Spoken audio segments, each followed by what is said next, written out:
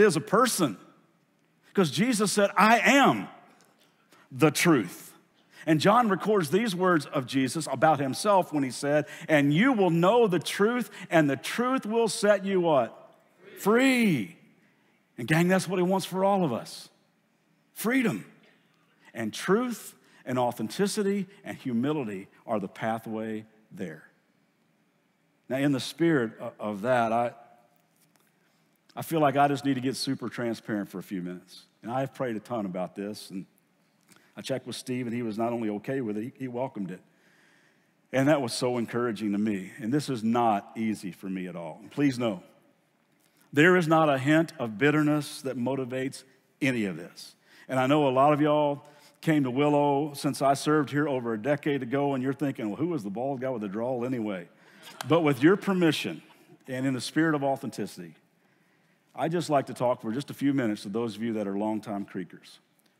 I really mean it when I say I feel so humbled to be back here this weekend. I came here in 2003.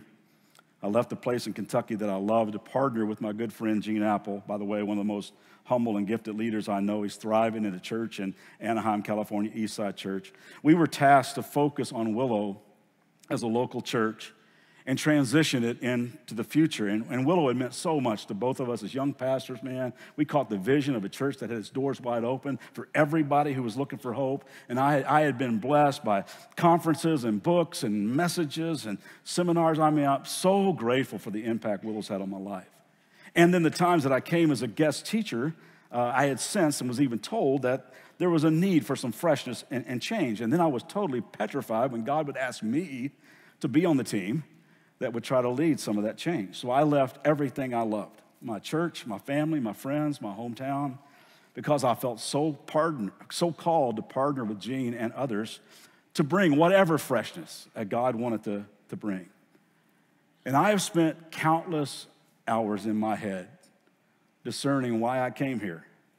Because you know what? Motives can get all screwed up. They can get convoluted for all of us, even in ministry. So I had to settle some things in my heart.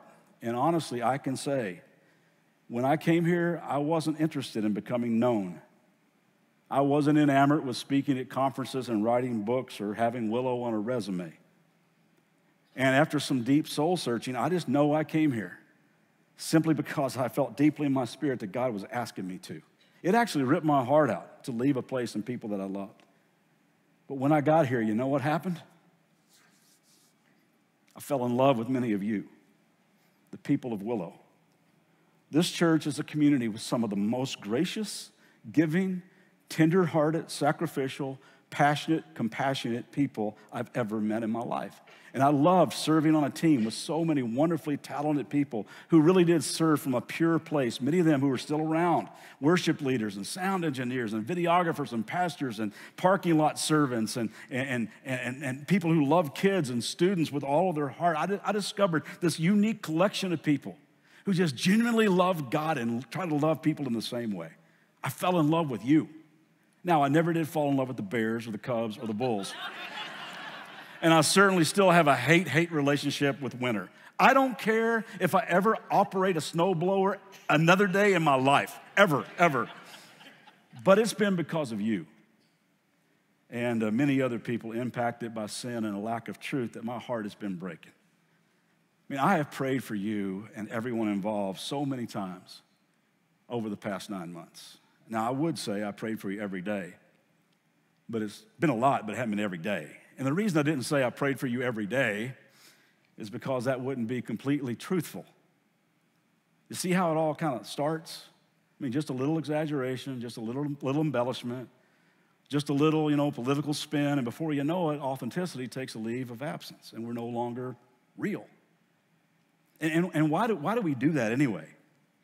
Well, from my own prideful experience, we do it sometimes to make ourselves appear to be something we're not, or to compensate for our inconsistencies or our weaknesses. I mean, like Adam and Eve, we have a tendency to cover up and hide because we're afraid of being found in our vulnerability. So we'll hide the truth to project an image. We'll do it to protect the brand. We'll do it to cover our tracks. We'll do it to stay in power. And we all do it from time to time.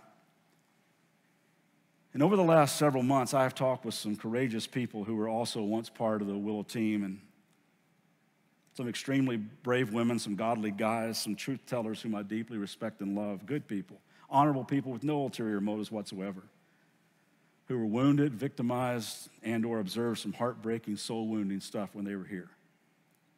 And although I was not personally aware of any of the kind of stuff that's been talked about, I did observe firsthand a culture of fear and unhealthy pride and manipulation and a lack of accountability, authenticity, and truth-telling.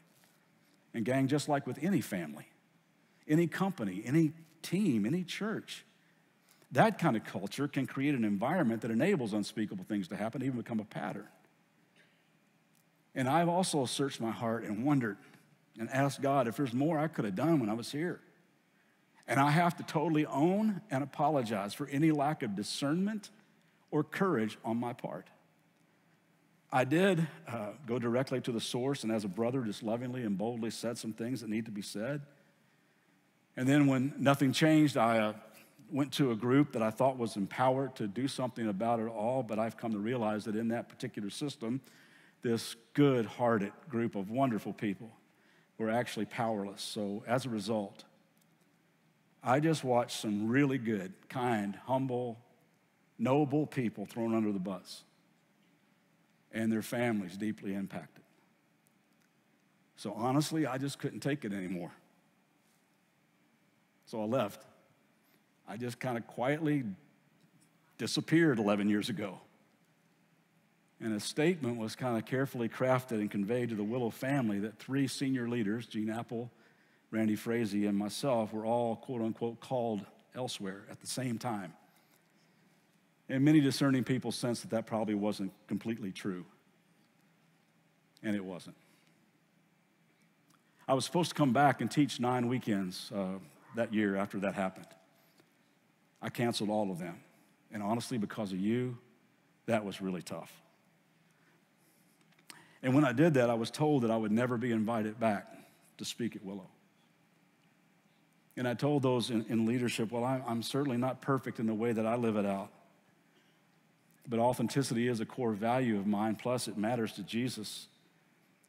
And until the day authenticity returns, I really can't come back. And that's why I'm back today.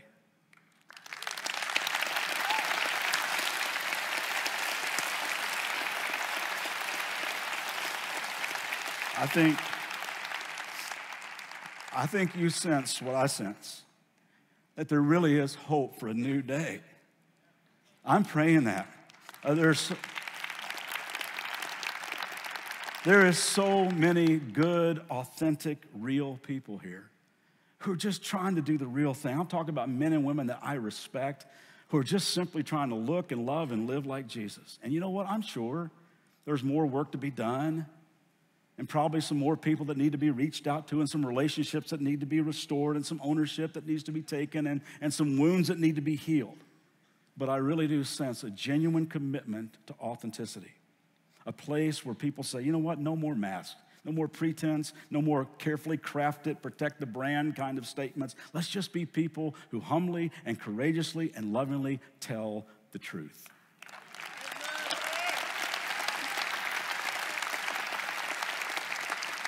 Please know the spirit I tell you this in. It's not easy. And I wanted you to know the truth about this. Not because I got an axe to grind or anything like that. I don't. I tell you because withholding truth destroys families. Families like yours, families like mine, families like this one. And transparency and truth sets you free. Free to be real and free to be vulnerable. It enables you to flourish and thrive in honest relationships. It enables the Holy Spirit, gives him some good soil in which he can grow all kinds of amazing fruit. I'm talking real fruit, like love and joy and peace and patience and kindness and goodness and faithfulness and self-control. And while it is absolutely true that the truth does set you free, it can also make you miserable for a while. And I know it's been hard on you to hear some ugly truth over the past 9 months. And there may be more, who knows. But here's what I do know. Truth always leads to growth and freedom on the other side. And I just love how a spirit of realness seems to be rising up in this place and how you're focusing on Jesus, the person who is the truth. And I'm honored to stand with you in this season of truth-telling because there are so many people in this world poking around looking for something real. And may they find it in us. When I